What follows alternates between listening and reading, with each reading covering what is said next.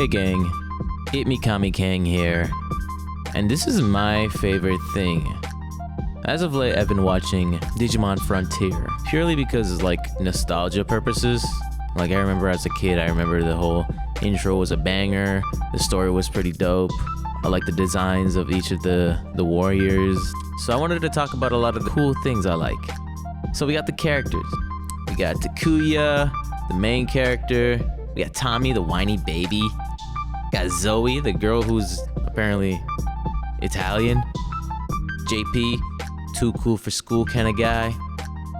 And then we got, last but not least, Koji, the dark douche. Our 5 heroes are summoned by their cellular devices to go underground and ride a mysterious train into the Digimon world. At this point, we have no idea what's happening. This is episode 1 and we're just throwing it into the flames, you know?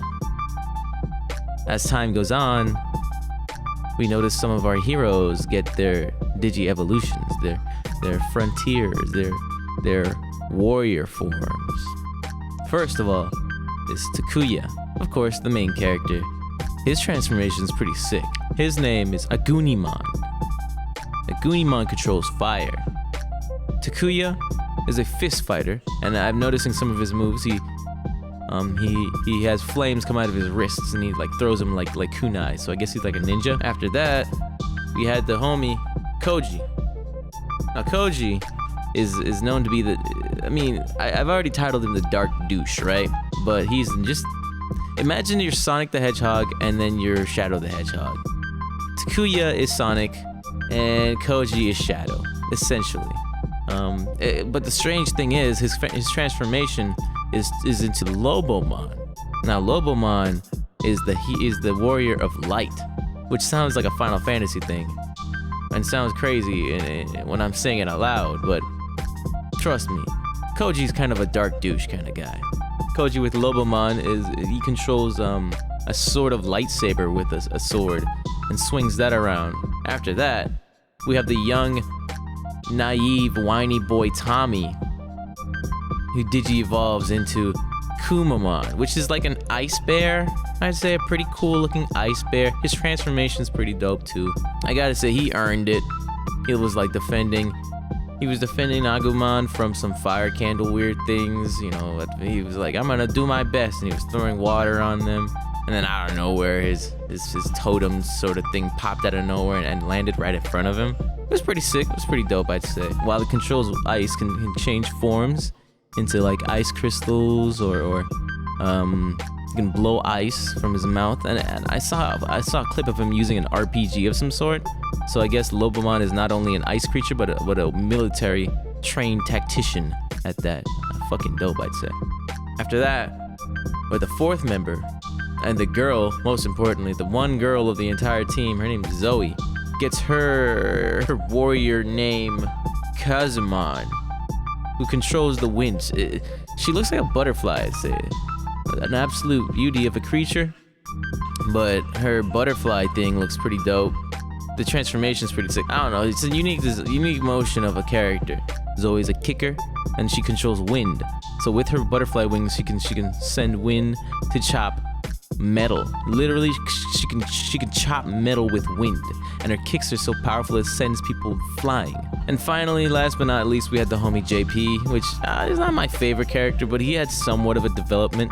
He kind of gives up before he gets his Digi evolution, but then he watches everybody else becomes heroes, and he was like, you know what, I could do that too. So he does the same thing like what Tommy does. He throws himself into the fray before he has his Digi evolution, and willingly, because of his determination and sacrifice, was rewarded his Digi evolution, which is pretty inspiring. I like that idea. He gets the not so cool namingly Beetlemon, which honestly the design is one of the cooler parts about it, but the name is kind of stupid. Beetlemon controls electricity. Beetlemon can shoot lightning from his hands. He can fly, just like Kazumon. JP is my least favorite, and maybe Tommy's my favorite, just because he's got a lot of growth potential. So this is the plot of Digimon Frontier. a couple of kids get a mysterious message on their cell phone. Instead of ignoring it and going on with their childlike lives, they follow this totally not sketchy message to an underground railway in which they are told to pick a train to ride. It just sounds sketch, but the adventure begins. It takes a while to get to the fun parts of the entire story, but once all the characters get their warrior abilities, and they become one of the more cooler people to watch. Now the lore is pretty interesting. Until episode 3, we learn from Beetlemon, the keeper of the book, partnered with his cool friend Digimon, keeper of his pants. His words, not mine. Beetlemon finally explains to the heroes their mission. Data is needed from the fractal codes to rebuild their Digiworld. It's up to Takuya, Zoe, JP, Tommy, Koji, and the 5 legendary warriors, the other legendary warriors, to save the Digiworld. From Digimon? What is it? I don't know. I haven't. The name's weird. A lot of things are weird. Now I've only watched like up to 5 episodes of this anime, and there's 30. So essentially, I've got a long way to go. But I gotta say, it's a fun adventure. It's for kids. This is a kids show. I gotta be honest, it's a kids show, and I'm having a good time. So my goal is to finish this anime, right? Finish this cartoon. I'm only 1/3 away from the end, but I'll keep updating you guys on it.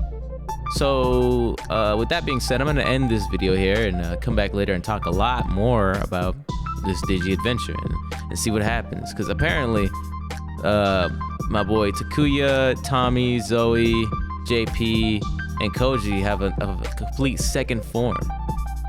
I'll write some more shit on that down. For now, though, my name is Kami Kang, but you can call me Kang. If you like, subscribe, and follow, you are now in a gang. Thanks for watching. Bang, bang. Damn, I'm poor.